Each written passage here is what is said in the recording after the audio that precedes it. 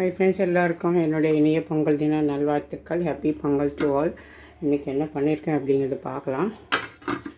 நீங்கள் வர வர வீடியோ போடவே எனக்கு இஷ்டம் இல்லை. இதான் என்னோடய கடைசி வீடியோவாக இருக்கும்னு நான் நினைக்கிறேன். நான் எல்லாத்தையும் அப்லோடு பண்ணி முடிச்சுட்டேன். இது வந்து பார்த்திங்கன்னா சக்கரை பொங்கல் பண்ணியிருக்கேன். அடுத்து இங்கே வந்து வெண் பொங்கல்.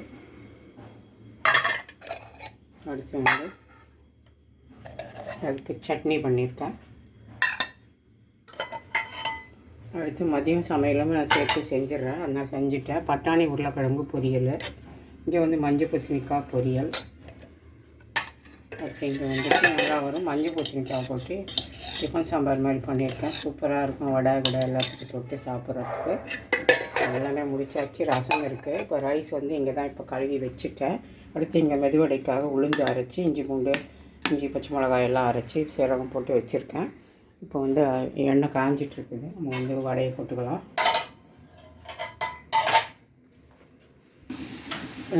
இங்கே வந்து உளுந்து வடை போட்டாச்சு. கொஞ்சம் வெங்காயம் போடாமல் வடை போட்டிருக்கேன். அடுத்து இங்கே வந்து வெங்காயம் போட்டு வடை எடுத்துடலாம்.